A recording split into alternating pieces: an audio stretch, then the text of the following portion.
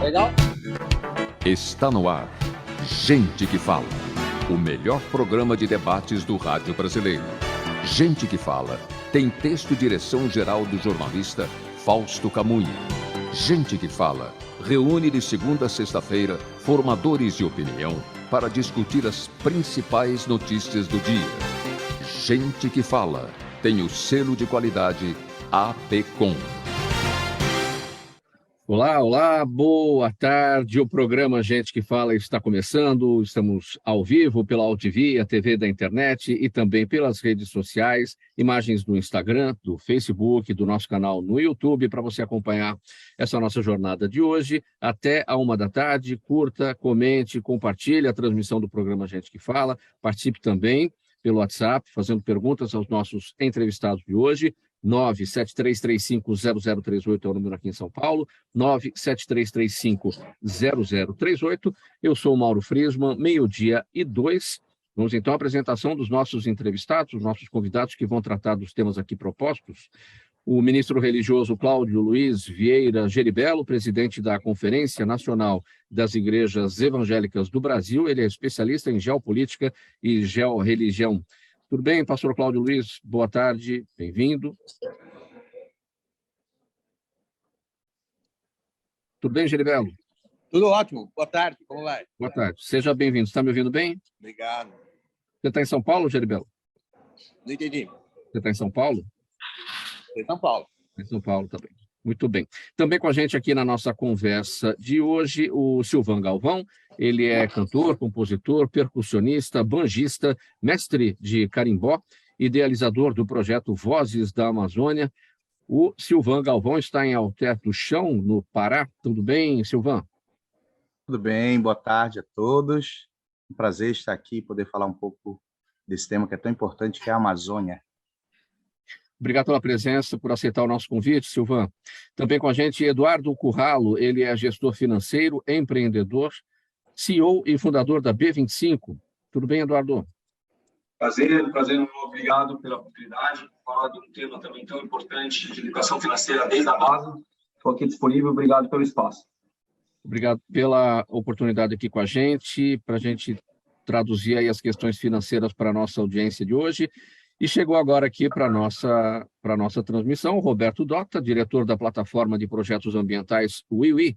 Ele é um dos idealizadores do projeto Amazon Movement. Tudo bem, Roberto?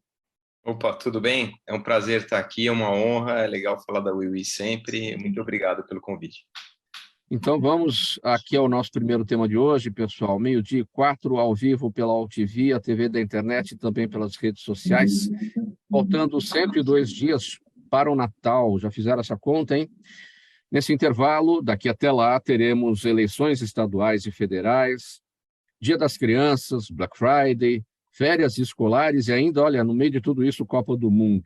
Com tudo isso acontecendo, tão pequeno, 102 dias, conforme eu destaquei aqui, a expectativa é de que haja uma injeção de pelo menos 20 bilhões de reais na economia brasileira, gerado não somente pelas vendas, mas pela movimentação das pessoas nas ruas.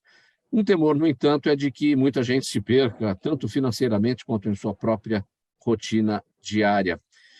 Eu vou começar com você, Eduardo, a respeito desse tema, você que é gestor financeiro, é empreendedor. Aliás, antes de mais nada, Feliz Natal, hein? 102 dias passam muito rapidinho. E uma dinheirama aí para entrar na economia, 20 bilhões de reais. Isso tem tudo a ver, evidentemente, com um bem-estar melhor de cada um de nós, né, nesse período, especialmente no final do ano, desde que todo mundo controle as suas finanças, não é? Perfeito, Mauro. E entre o 13º, né, é uma grande oportunidade de estimular a economia.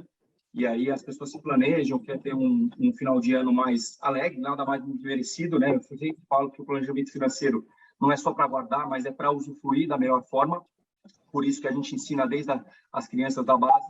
E esse tema é tão importante, também ele gera uma preocupação, né? Porque o 13º vira um 14º, que não é o dinheiro que entra, é o dinheiro que sai, que é o IPVA no ano seguinte, é o IPTU e etc.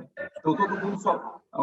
Eu fiz neurociência, né, Mauro? E a gente só tem a vontade, como ser humano, de gravar as coisas positivas. Então, é a festa de final de ano, é a viagem para a praia, é o churrasco com os amigos.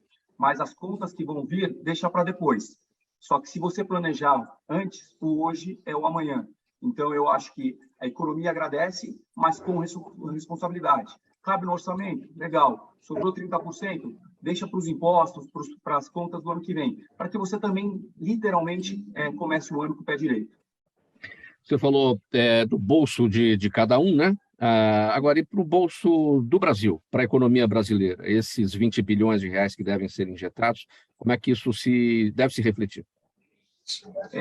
Em primeiro momento, a economia ela acaba fazendo e movimentando todos os setores, principalmente o setor de serviços, né?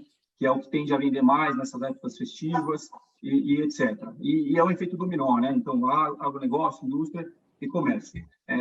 Esse dinheiro bem utilizado, ele faz a economia, o dinheiro circular. É isso que a gente sempre ensina na BNC. O dinheiro circular não é ruim. O dinheiro circular de forma desenfreada que é ruim. Então, isso pode aumentar o endividamento, né? Ainda mais porque a taxa de juros ela está alta. Então, uma vez que você circula o dinheiro, mas não toma crédito, aí é saudável. Se você começa a tomar juros, ainda mais com a taxa Selic que está tentando conter a inflação, você pode acarretar outros problemas para o momento 2. Então, a consciência financeira é muito mais importante do que o dinheiro injetado. Então, por isso que a educação ela é muito mais importante de quanto você poupa. Porque uma vez que você tem educação, você tem consciência de saber gastar aos poucos e não deixar de gastar ou gastar de forma desenfreada. Sim. Roberto Dota, seu entendimento sobre este tema aí nos próximos 100 dias, 20 bilhões de reais devem ser injetados na economia. O que deve vir por aí na sua avaliação? Olha, eu acho que isso é um momento importante para um país que está recuperando aí de uma crise da pandemia, né? A gente tem a guerra lá fora, causando inflação de preços. Isso é uma coisa que o governo tem que ficar atento, né? Porque esse dinheiro injetado na economia, ele acaba incendiando um pouco mais a inflação. Se bem que aqui no Brasil até está bem controlada, comparado com o que está acontecendo aí fora, né? A gente está acompanhando que deve começar um novo ciclo de commodities, de crescendo dentro de preço de soja, petróleo. Essa coisa da guerra lá na Ucrânia vai pressionar muito isso, né? Assim, o colapso do transporte mundial, dos fretes e tudo isso aí gera um gargalo de fornecimento de matéria-prima, e assim, países como a China, a Índia consumindo assim muito intensamente, isso leva a aumentar preços, né? Então, isso é uma coisa que eu acho que o governo deve ficar bem atento. Mais um lance legal, que uma mensagem ao IUI que eu sempre gosto de deixar, a gente, até uma das missões que a gente percebe na UIUI, a gente começou ela, que a gente sente que a sociedade como um todo está meio doente, né? Você tem fone? Você tem fone? A sociedade ela está um pouco doente, ela está num consumismo desenfreado, né? A gente vive numa modelo de sociedade de consumo que... Só um pouquinho, Dota. Geribello, fecha um pouquinho o seu microfone, porque quando chegar a sua vez, aí a gente abre aí, tá bom? Só para o Dota aqui seguir no raciocínio dele. Vai lá. Então, voltando, então a gente sente que a sociedade no mundo como um todo ela está bastante assim, doente no seu consumismo. A gente está gerando renda, tipo, países como a China, a Índia estão saindo da miséria, trazendo muitas pessoas para o consumo, e as pessoas estão consumindo tudo desenfreadamente. Nós estamos consumindo os produtos, as relações, as pessoas, o planeta, e um consumismo vazio, né? A gente compra um relógio, uma bolsa, um sapato para postar na mídia social, guardar no guarda-roupa e não usar. Então, isso é um pouco do que o IUI vem trazer, a significação do consumo.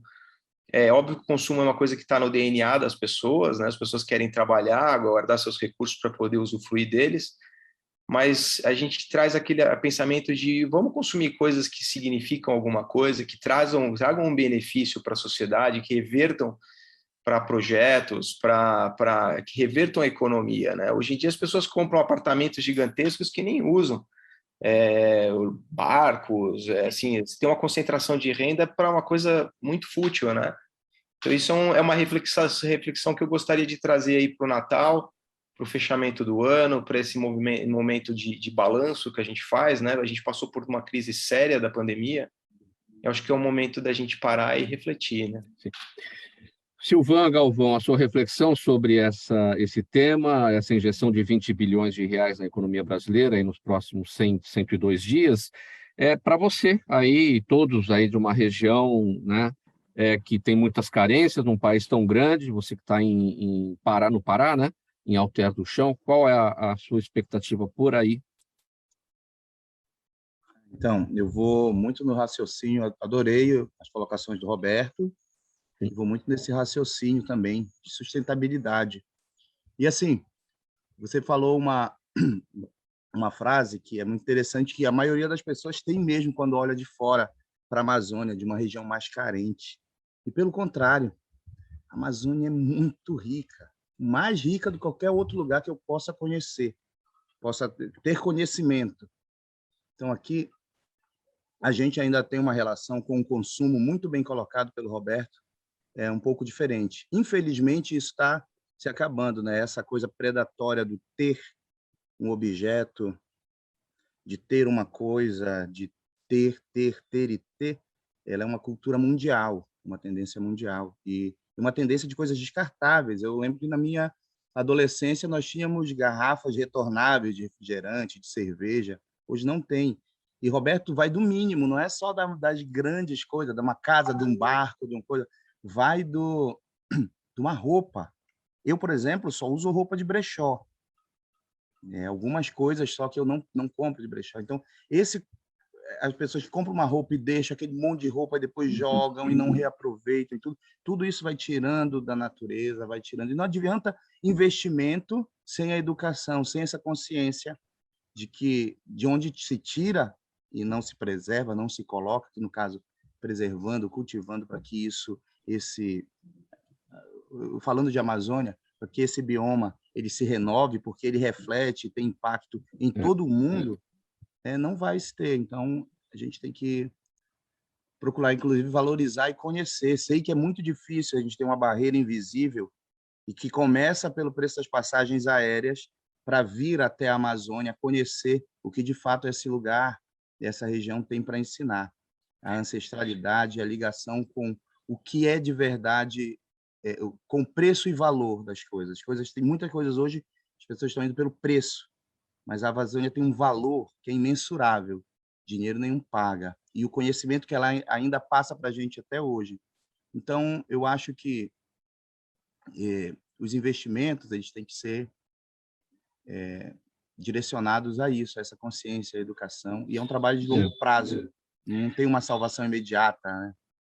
Silvana, você tem você falou um termo absolutamente correto, que é a questão do valor e não a questão do preço, né? Quando eu me referi às carências, é evidente que a Amazônia, todos os estados que compõem a Amazônia Legal são riquíssimos nesses valores, nas questões da natureza, nas questões da ancestralidade, mas eu digo em relação ao bem-estar que o Estado brasileiro deveria promover e não promove adequadamente, seja na saúde, seja na educação e tantos aspectos. E esses 20 bilhões, a gente, né, é muito dinheiro, a gente imagina que isso vai ser usado por todo o país de forma equilibrada, de forma igual. Infelizmente, não é isso que acontece, porque a gente não vê que a política está aí para promover o bem-estar, que é o papel fundamental dela, né, nesse sentido.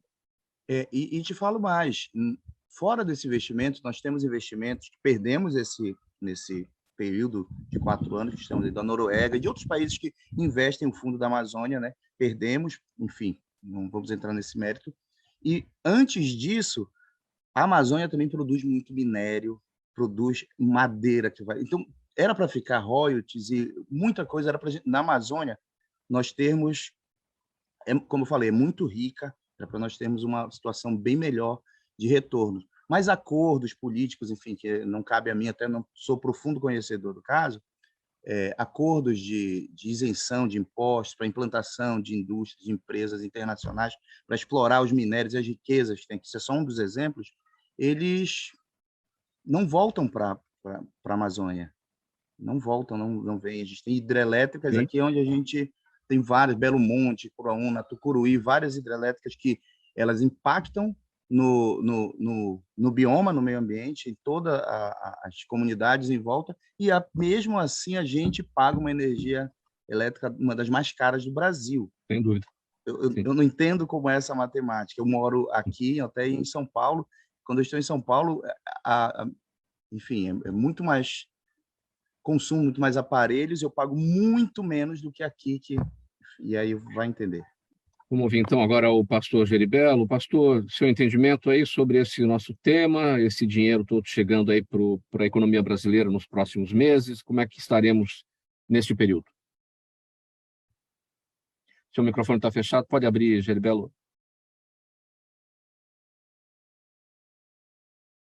Seu microfone está fechado, pastor.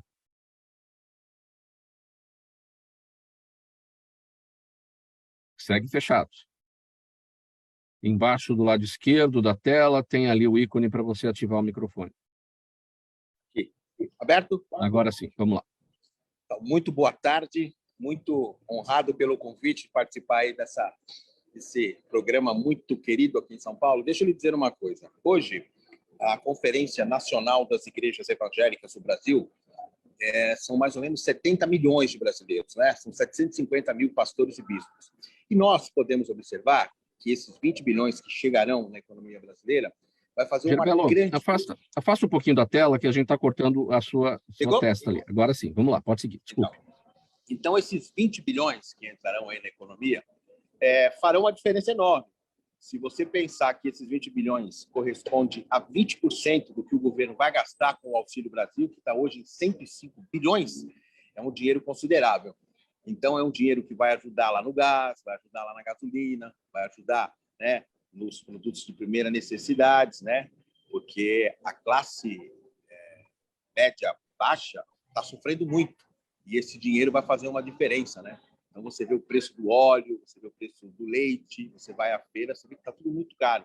Então, essa injeção de dinheiro fará uma diferença grande e trará bastante aquecimento à economia. Eu sempre gosto de lembrar, eu sou contador de formação, fiz economia, fiz direito, sou teólogo. Eu sempre gosto de dizer o seguinte, que o governo ele tem a obrigação de induzir a economia, tá certo? Então, todo esse dinheiro que está entrando através de auxílio e agora com esses 20 bilhões, é o dinheiro que vai movimentar. Então, hoje os jornais já dizem que o Brasil já figura entre as 10 maiores economias do mundo, a nossa inflação está baixando, a gasolina está baixando, tá certo? Produtos de primeira necessidade ainda tem problema no mercado, mas com esse dinheiro que vem aí, com certeza vai dar uma dinamizada aí na economia. 12h18, o programa Gente que Fala segue aqui pela UTV, a TV da internet. Estamos também ao vivo pelas redes sociais, Instagram, Facebook e o nosso canal no YouTube. E o próximo tema agora. Uma pesquisa recente divulgada pela TV Globo mostrou que 71% dos eleitores dizem que a religião do candidato não tem influência sobre seu voto, enquanto apenas 16% disseram ter muita influência e 11% pouca influência. Só que não parece ser essa a impressão entre os candidatos, que sempre incluem a religião em seus discursos de campanha. E aí a pergunta é, a igreja não deveria ficar separada da política? Acontece que, num país enorme, pobre como o nosso, o Estado não chega em todos os lugares que deveria chegar. E a igreja chega. Afinal de contas, pastor Geribello, a religião do candidato influencia o voto, sim ou não, na sua avaliação? Olha, eu sou suspeito para falar porque sou político há 25 anos, tá certo? E sou ministro religioso. É claro que influencia. O Brasil, ele é claro, por causa da Constituição, ele é laico. Mas não esqueçamos que em 2030 o Brasil terá 100 milhões de evangélicos. Hoje, a população do estado de São Paulo, para você ter uma ideia, 40% do eleitorado é evangélico. Então, aqui em São Paulo, a eleição para governador, para senador, para deputado estadual, para deputado federal, será finalizada pela população, pela comunidade evangélica. Lá em Brasília, a mesma coisa. O candidato a presidente da República que tiver o apoio dos evangélicos será eleito presidente da República. Agora, a gente tem que separar uma coisa. Os valores que os cristãos e os evangélicos defendem são valores da família, tá certo? São contra a violência à mulher, são contra o preconceito com negros, com índios, com homossexuais, né? Então, a pauta evangélica e a pauta religiosa, ela corre junto da sociedade civil organizada, tá certo? A Constituição é bem clara, o Estado é separado da religião. Hoje, Para você ter uma ideia, a minha bancada em Brasília, que é o chamado Centrão hoje, a maioria são de evangélicos. Hoje o Brasil ele tem vetores de sustentabilidade no cunho evangélico. O Brasil foi o maior país, né, católico do mundo.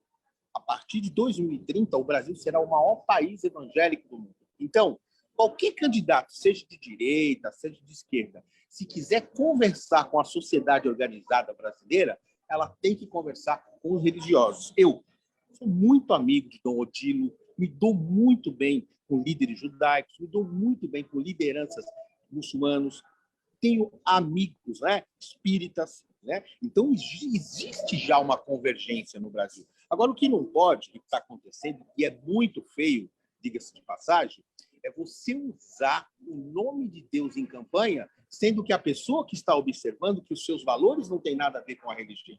Tá certo? Cláudio Geribello, eu presido uma entidade, tá certo? Que é a Conferência Nacional das Igrejas Evangélicas do Brasil. Então, hoje são 70 milhões de brasileiros, são 750 mil pastores e bispos. Então, é um think tank importantíssimo. Eu converso com todo mundo, tá certo? Porque o meu trabalho como ministro religioso é conversar com o Estado brasileiro, não com o governo. Então, para mim, pouco importa se ganha um candidato A, um candidato B, porque o nosso trabalho é abençoar a vida das pessoas. Então, nós temos problemas seríssimos nas cadeias, por exemplo. Então, o único profissional que pode entrar dentro de uma cadeia quando tem rebelião é o pastor evangélico. Tá certo? Hoje, as igrejas evangélicas gastam 10 milhões de reais por ano abrindo igrejas dentro da cadeia. E tem um índice interessante, hein? O preso que fica no sistema prisional por 10 anos, que conhece religião dentro do sistema, ele não volta mais. Não volta mais. Agora, o que não conhece, volta. Então, quer dizer, a religião é importantíssima, tanto no processo decisório eleitoral, como no reingresso à sociedade. Pastor Geribello, se o Brasil é um Estado laico e os políticos eleitos têm que zelar pela harmonia entre as religiões, não só entre as religiões, mas zelar por aqueles também que não têm uma religião, aqueles que são ateus, por que a religião do candidato influencia o voto? Olha, eu não digo que influencia, tá certo? Não vou dizer que influencia. A questão é o valor, tá certo? Então, você observe no último pleito. Quem defendeu valores caríssimos, né, ao mundo cristão, ao mundo evangélico, levou a eleição. Porque fácil aqui, tem um erro aqui de estatística. Então, você vai medir, por exemplo, a comunidade LGBT no Brasil. Tá? Não representa nem 1% da sociedade organizada no Brasil. Agora, quando você vê o que representa o cristão, o evangélico, o espírita, chega a quase 70%. Então, esse tipo, né, de público conversa com o candidato. Então, por exemplo, eu sou ministro... Problemas com a conexão do pastor Geribello? Alô? Sim, pode seguir. Eu sou ministro religioso, tá certo? Tenho minha pauta. Então, a minha bancada, é claro que vai acompanhar, né, o que eu instruir. Então, eu tenho o meu senador, que tem um viés evangélico, eu tenho o meu deputado federal, estadual, e assim vai. Agora, o que é importante dizer é que nós fazemos política de Estado, não política de governo. Então, se você acompanhar nos últimos 10 anos, tá certo? Tanto a Câmara dos Deputados, como o Senado, como a maioria dos estados, tinham poucos candidatos ligados ao mundo religioso. Se olhar o horário político hoje, é um monte de pastores, são um monte de padres, um monte de bispos. E vou dizer mais, hein? A cidade de São Paulo nasce por causa da Igreja Católica, certo? Então, a política sempre foi atrelada à religião, sempre foi. Agora, tem que separar. Eu vou a Brasília semanalmente, né? Levar ao presidente, aos ministros, às autoridades federais, as questões da sociedade civil organizada. Então, ele procura o pastor evangélico, porque o pastor evangélico, lá no fim, é o mediador. Tá certo? Então, hoje, não dá para você fazer política partidária no Brasil sem conversar com o padre, com o bispo, com o pastor, com o evangélico, com o que é que seja, porque ele faz parte da matriz hoje, certo? 12:25, vamos seguir aqui com o próximo tema do programa Gente que Fala.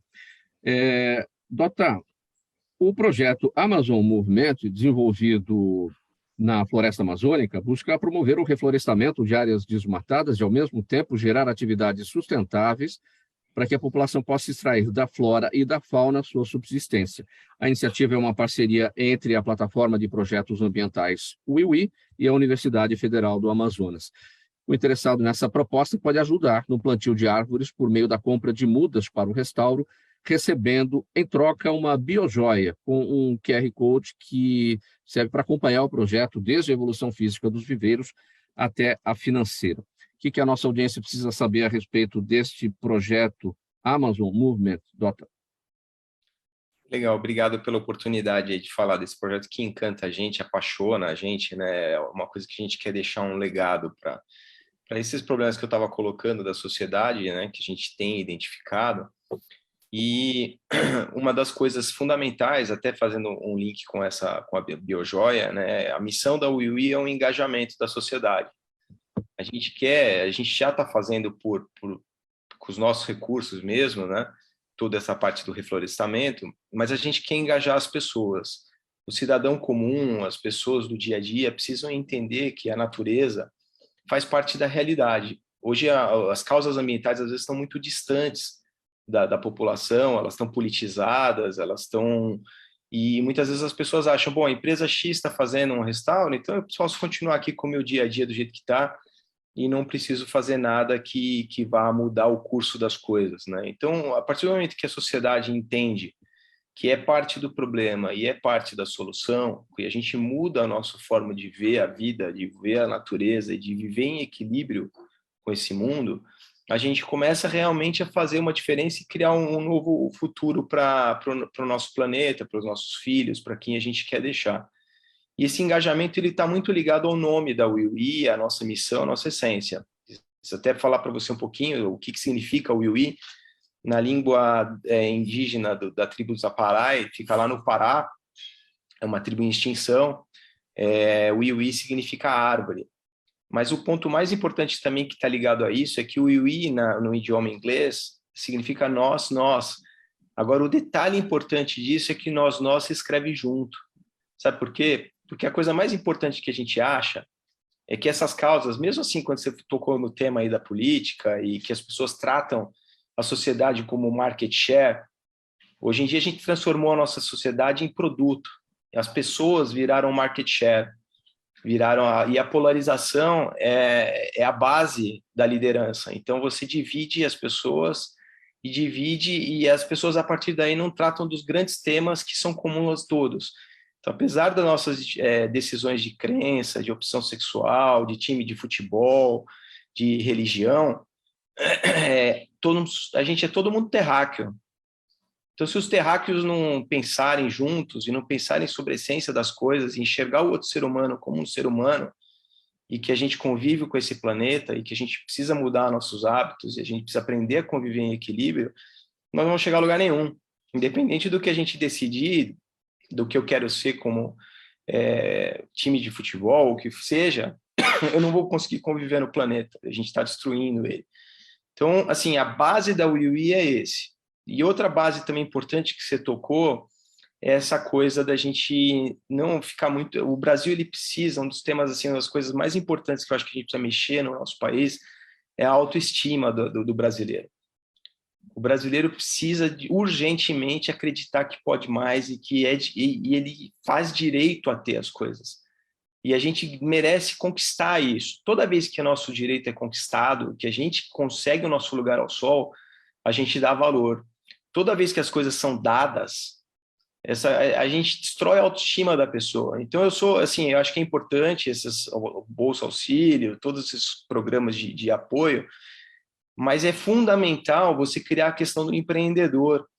A pessoa tem que conquistar o espaço dela, ela tem que olhar para o espelho e falar assim, eu sou digno do que eu conquistei, entendeu? E a partir daí você consegue construir um mundo melhor, você quer ter uma casa legal, sua casa é bonita. Você vai para vários países do mundo, isso se reflete na própria arquitetura das coisas, sabe? Você vê casas simples, só que a pessoa cuida para fazer uma casa bonita para ela, porque ela é a autoestima dela, ela acha que ela merece mais.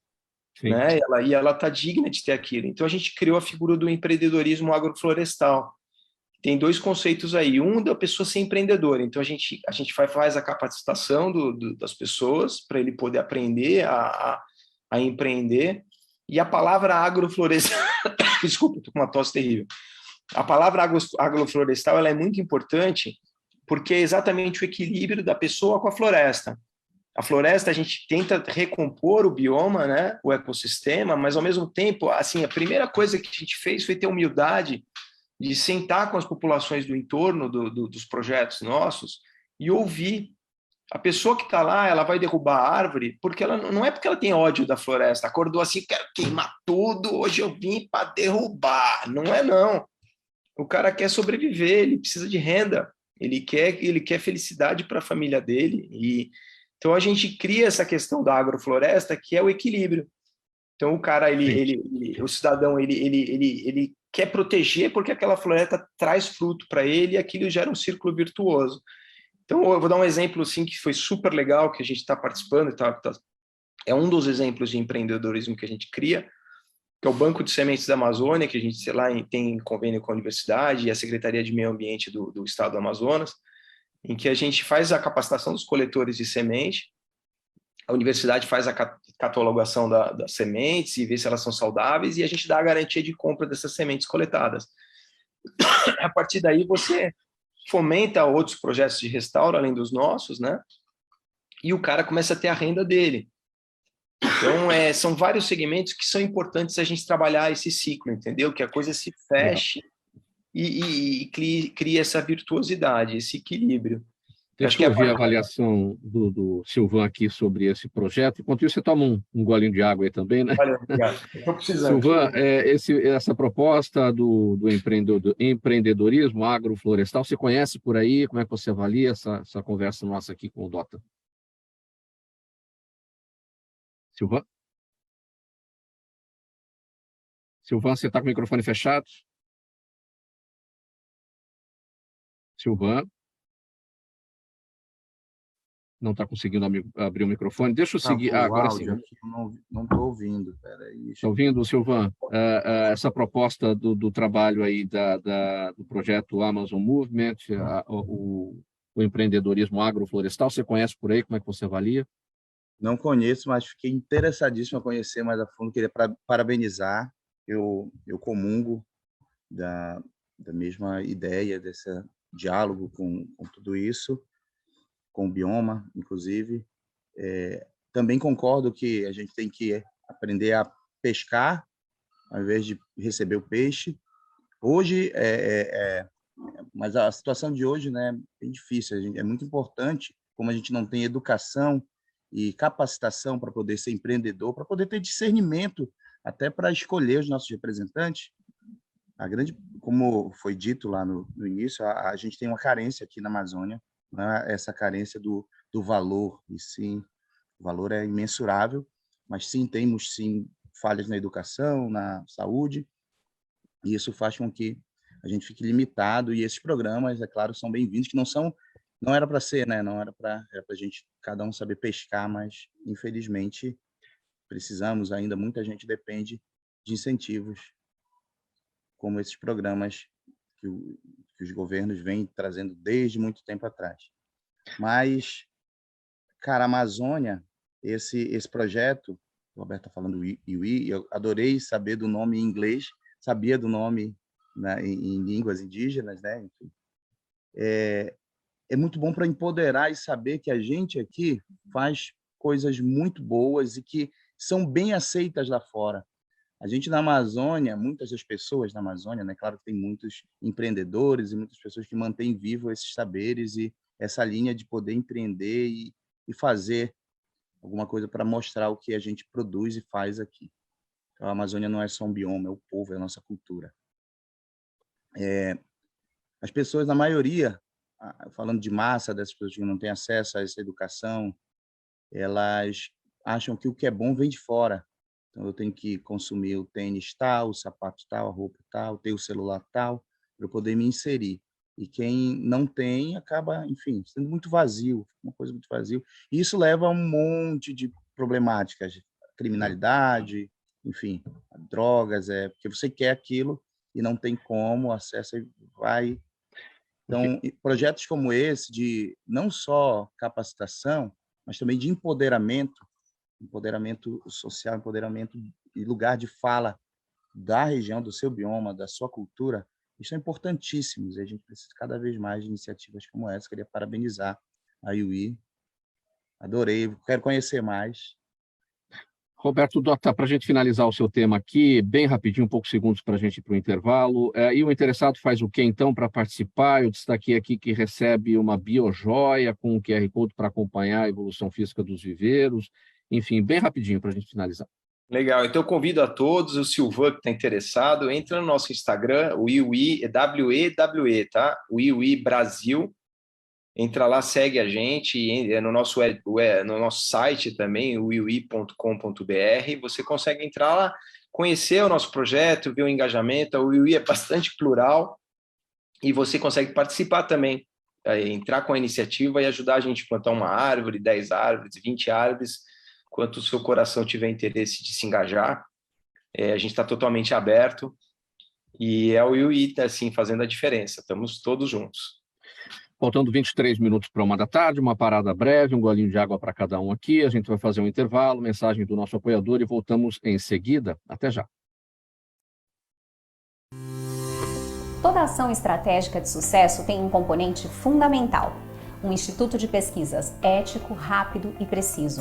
Afinal, é ele que vai fornecer informação confiável, sem achismos ou palpites. E isso, numa época de mudanças rápidas e repentinas, é fator crítico de sucesso.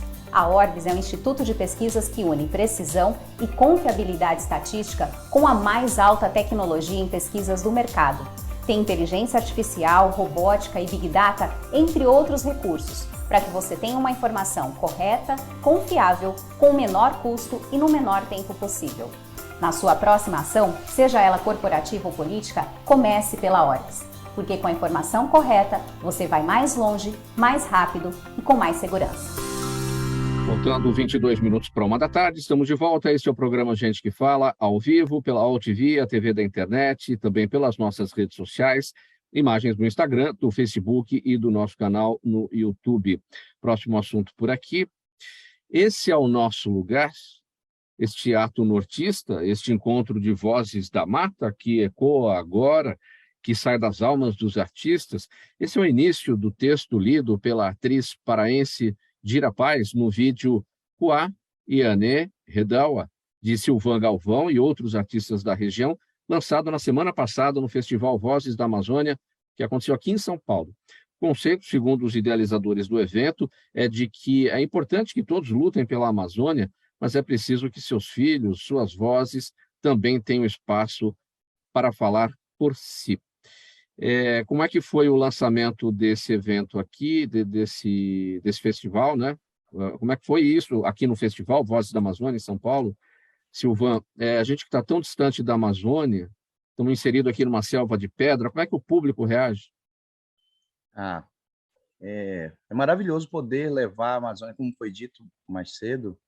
É difícil mesmo vir até a Amazônia, não só pela questão geográfica, porque a gente consegue ir para outros lugares com facilidade, temos avião e tudo, mas hoje, isso de muito tempo, né? Mas se você for pesquisar uma passagem hoje para Buenos Aires e outra para cá, para Santarém ou para Manaus, é absurdo a diferença de preço, é muito caro para se vir. E aí você gera uma barreira em 2 vias, né? Da ida e da volta. Então a gente não consegue levar com facilidade coisas daqui, então nossa cultura, culinária, enfim, a música, a poesia, é difícil até chegar lá, e é difícil das pessoas virem dos grandes centros até aqui para consumir e levar com elas o consumido, pelo menos a lembrança, a ideia, o conhecimento. E então, infelizmente, quando se fala de Amazônia, é uma coisa um pouco privilegiada, inclusive São Paulo, vamos dar o exemplo de São Paulo. É uma coisa muito privilegiada, não, elitizada. Só classe média, quem consegue vir até o Terra do Chão e até alguns lugares da Amazônia, é muito caro.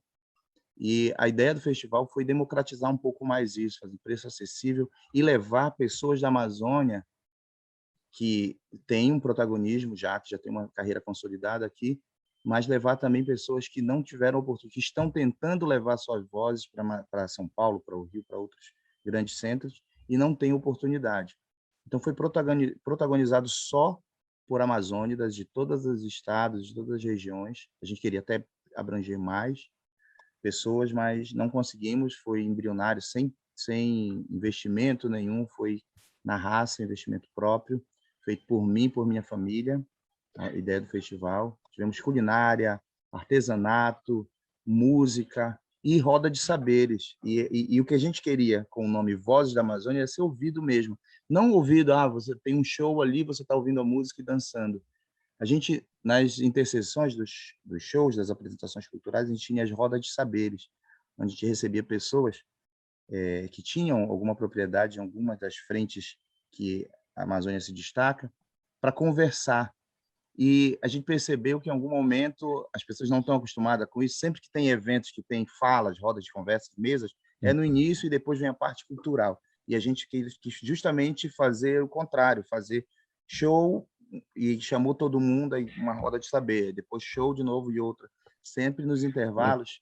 Deu uma quebrada, foi diferente, mas foi legal porque as pessoas foram ouvidas. Foi falado muita coisa interessante. Lá tivemos o Cristino Wapichana, de Roraima, grande escritor, já foi premiado pelo Prêmio Jabuti.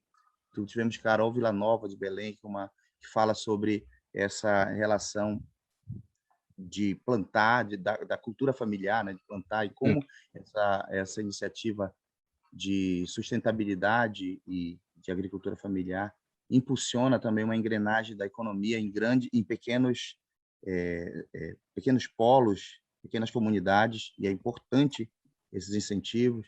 Tivemos a Carol Tucuju falando sobre quais as barreiras de levar a cultura da Amazônia para outras fronteiras, para outros lugares de São Paulo, mundo afora.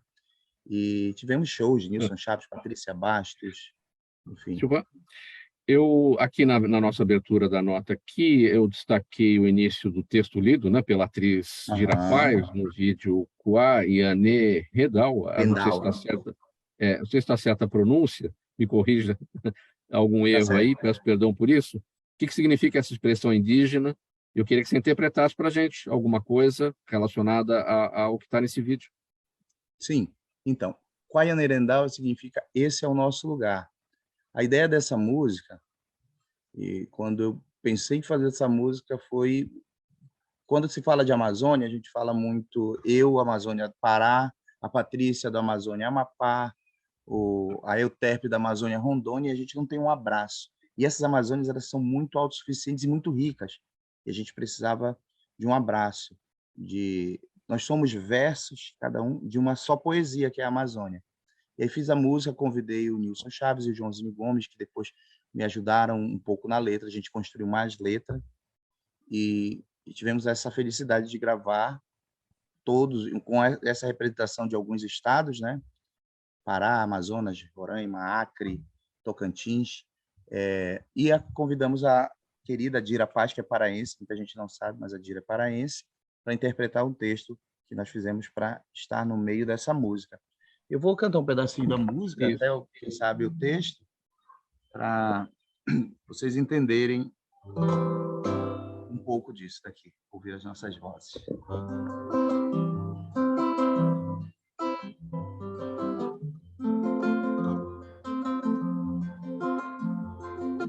De Porto Velho a Manaus, Palmas, Belém, Boa Vista,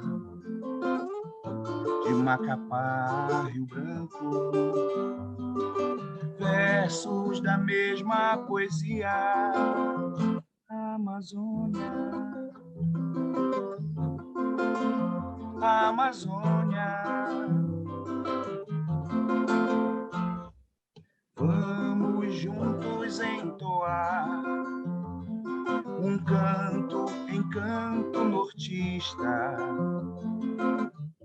Vamos cantar nossa língua, nativa sabedoria, Amazônia, Amazônia.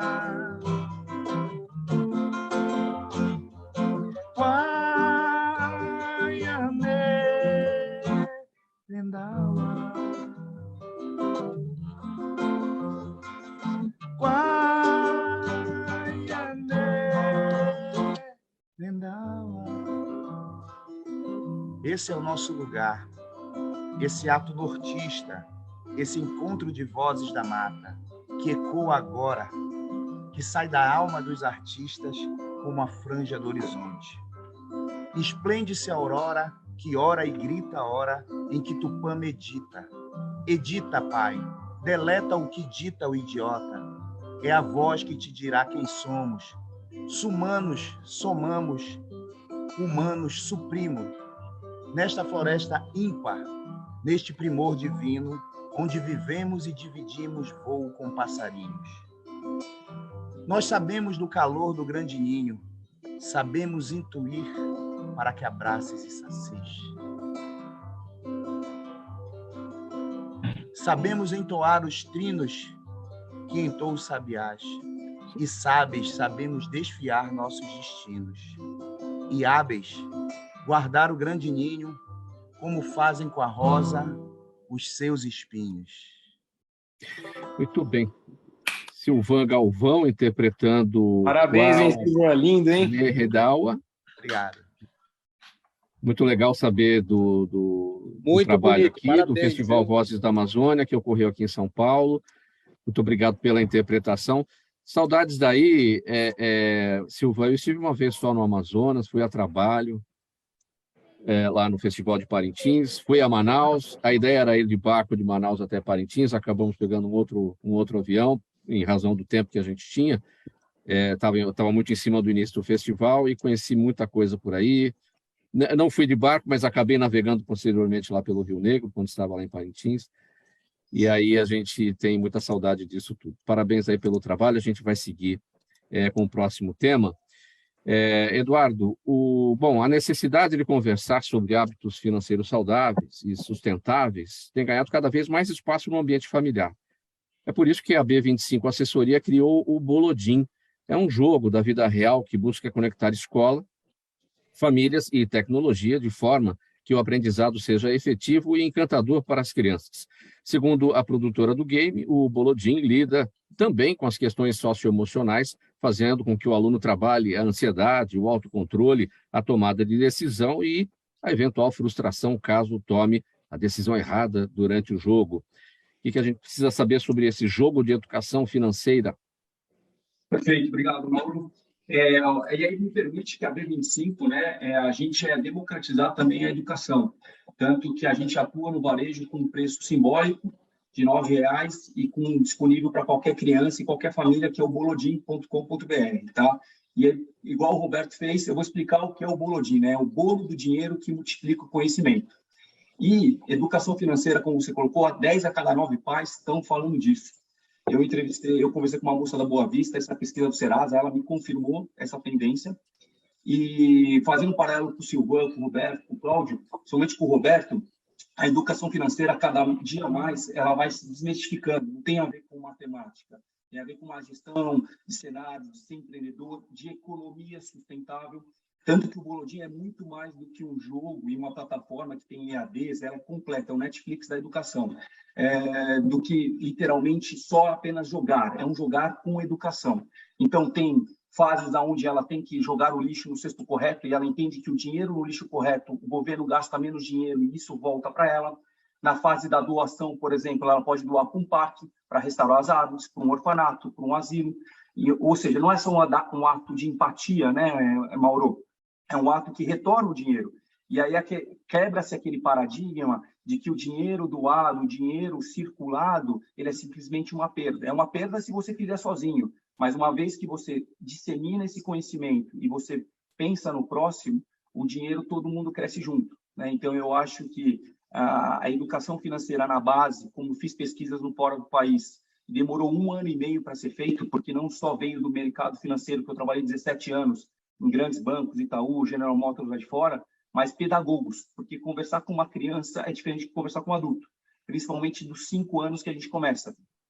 E aí, abre aspas, para um grande grupo educacional que eu converso, eu nunca vi uma EdTech que há dois setores na base, amparado na BNCC, que é a Lei da Educação, e nas finanças, trazendo um assunto que está no dia a dia, porque a criança pega um celular hoje, hoje todo mundo tem tecnologia, o último dado do censo fala que é 90%, se excluir computador é 93%, estamos fazendo um censo novo esse ano, então arrisco a dizer, é 95%. Então, hoje não tem como você negar o celular, né? Eu atendo uma instituição social que, pelo menos na família, tem um celular. E o que é mais legal, além dele ser enriquecido de conceito, que demorou 1 ano e meio para ser feito, não tem nada igual, qualquer criança pode usar, desde a classe A até E.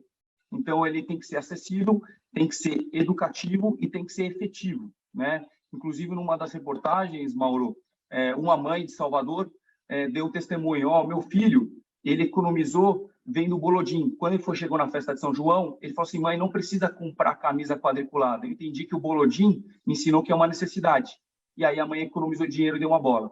Então, a educação financeira, para resumir, não é assunto simplesmente de poupar, de matemática e de investir. Ela está no dia a dia. Agora, nesse nosso momento, a gente está gastando energia, tempo, tomada de decisão. Então, essas situações da vida real é o que a plataforma se predispõe. Agora, para a criação e naturalmente, a preservação dos bons hábitos financeiros, dos hábitos saudáveis, né? Hábitos financeiros saudáveis, é preciso o trabalho da família, evidentemente, é preciso o trabalho da escola também. Agora, quando a família trabalha bem e a escola não trabalha, a gente sabe que isso não acontece, fica faltando um pé nessa história, qual é o caminho? O caminho é você tentar, dentro de casa, procurar uma outra escola que dê um valor, porque não existe hoje desconectar o que você vive em casa com a escola.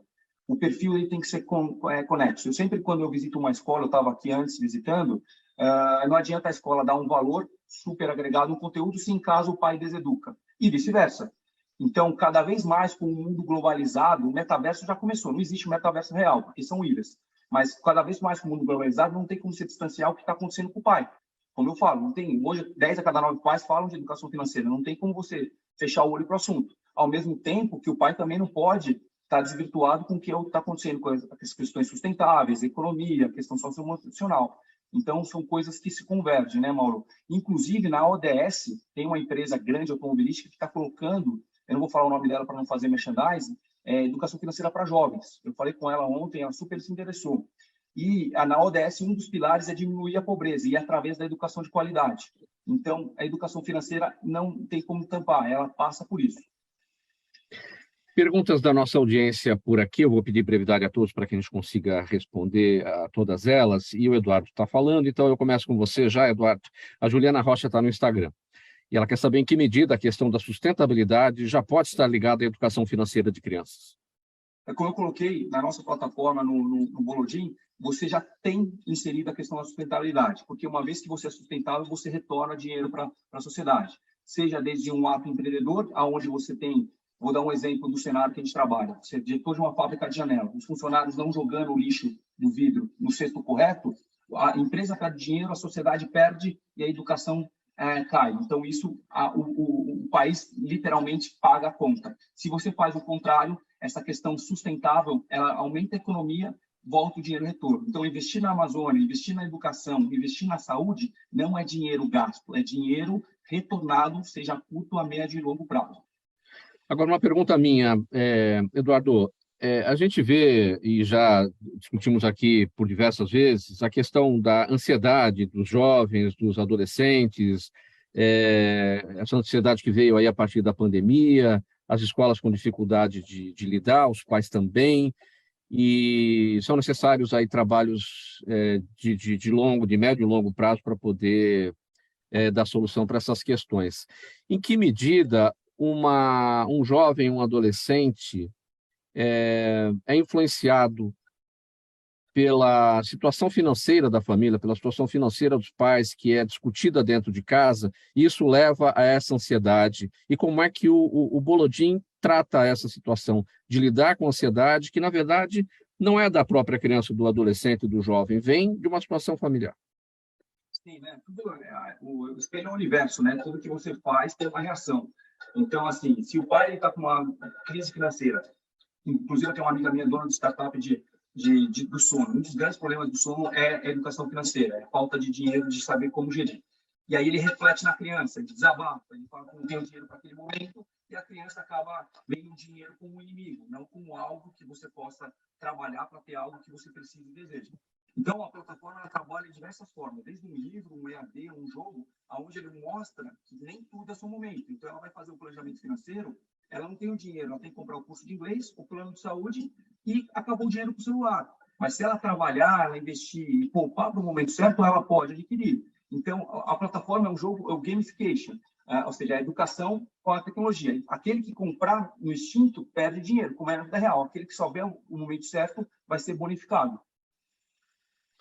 Pergunta aqui para o pastor Geribello, vem da Daniela Neves, ela está no YouTube. Pastor, bem brevemente aqui, para a gente poder responder as demais também.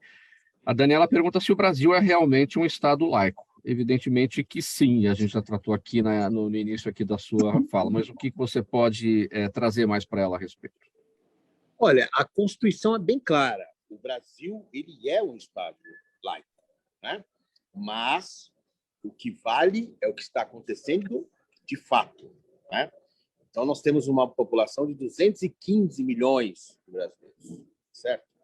70% da população brasileira hoje é evangélica, certo? Então, os outros se dividem entre católicos, as outras religiões espíritas. Então, você dizer que um país que tem uma população dessa, com cunho religioso, ele é laico, sim, na lei, na letra da lei, mas, de fato, existe uma grande entrada da política evangélica e dos cristãos em qualquer tema da sociedade organizada do Brasil. Então, o Brasil é laico. Se você tem uma ideia, lá no STF você tem uma cruz, tá certo? E a própria Constituição do Brasil, quando ela abre o seu preâmbulo, ela fala de Deus. Então, ele é laico, sim. Mas Deus é brasileiro, tá certo? Mas o Brasil é laico. A pergunta aqui para o Silvan. Cláudio Nogueira está no Facebook e quer saber, Silvan, o que é exatamente o carimbó e quais os instrumentos tocados?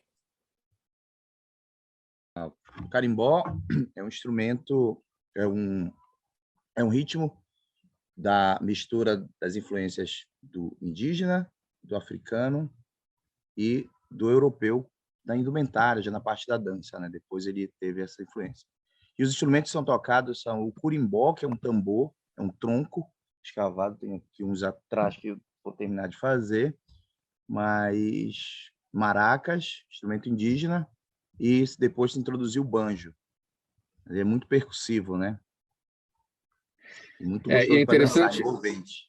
Interessante, não é, Silvan, que esse ritmo, esse gênero aí do norte, né, o carimbó, acabou tomando conta do Brasil há alguns anos, né, com a novela que levou, acho que é A Força do Querer. E levou essa cultura de vocês para o Brasil inteiro, coisas que nós não tínhamos conhecimento, né? Passou a dar um novo valor aí para vocês. Deu um novo valor. O carimbó ele já chegava, só que ele era uma coisa que, como chega tão difícil, chegava, encantava e depois sumia. A novela teve uma continuidade, eu apareci em algumas cenas da novela com uma música, e agora tem um filme que está sendo produzido, versão 2 de um filme, que eu não posso falar o nome, do Netflix, que vai ter também uma música de carimbó, uma música minha, na trilha sonora. Então é muito legal a gente ir ocupando esses espaços. Muito bom. E o seu Jaime do Jardim Bonfilholi, aqui em São Paulo, sempre com a gente também participando. Roberto, qual é a efetiva imagem do Brasil a nível mundial nas áreas ambientais? Ele pergunta. O Brasil ele é um país assim dicotômico, né? Porque o Brasil é um grande potencial do mundo em vários segmentos, né? Então o Brasil ele causa paixões e emoções lá fora. Que hoje o Brasil é o país que alimenta o mundo. É o grande país da proteína vegetal e animal. E, ao mesmo tempo, nós somos o grande potencial de sequestro de carbono no mundo. Assim, os próximos 50 anos, o Brasil é o país onde vai se gerar créditos de carbono. Para quem não sabe, os créditos de carbono são títulos negociados para remunerar projetos que tiram o carbono da atmosfera. O carbono é o grande vilão dos gases de efeito estufa que aquecem o planeta, que estão trazendo todo esse desequilíbrio para o nosso meio ambiente. Então, para encontrar uma solução para isso, assim, trabalhou-se numa solução financeira em que quem polui remunera quem não polui, quem sequestra o carbono. E são esses créditos. E o Brasil é o grande potencial do mundo. Então, isso causa emoções de gente que fica preocupada com esse crescimento estratégico do Brasil, tanto na parte de alimentação quanto na parte ambiental. Então, você tem brigas de todos os lados. Enquanto a briga política tiver sobre os interesses reais do planeta, a gente dá passos para trás. né? Mas existem muitos projetos e muitos movimentos bastante sérios que estão levando isso para uma evolução, uma consolidação do mercado, e com certeza o Brasil vai ser uma grande potência nesse segmento. Vamos por um ponto final nessa edição do programa Gente que Fala de terça-feira. O agradecimento de toda a nossa equipe, a vocês todos aqui que participaram, os nossos convidados. Cláudio Luiz Vieira Geribello, presidente da Conferência Nacional das Igrejas Evangélicas do Brasil. Roberto Dota, diretor da plataforma de projetos ambientais UIUI. O Silvan Galvão, que está lá em Alter do Chão, no Pará, ele é idealizador do projeto Vozes da Amazônia, e o Eduardo Curralo, gestor financeiro e empreendedor, CEO e fundador da B25. O programa Gente que Fala é uma realização da ABECOM, na técnica da AltV, o Sérgio Oliveira. Valeu aí, Sérgio, pelo trabalho. Apresentação minha, Mauro Friesman, pauta e redação do Pedro Schiavon, Zenilda Salvato, nossa diretora de produção, jornalista Fausto Camunha, nosso diretor-geral. Na AltV, a direção-geral é do Alberto Luchetti, e você do outro lado, espectador, internauta, a razão da nossa presença aqui todos os dias. Amanhã a gente volta a se falar aqui pela AltV a partir do meio-dia ao vivo. Obrigado pela audiência, um abraço a todos, tchau, tchau. Segurem um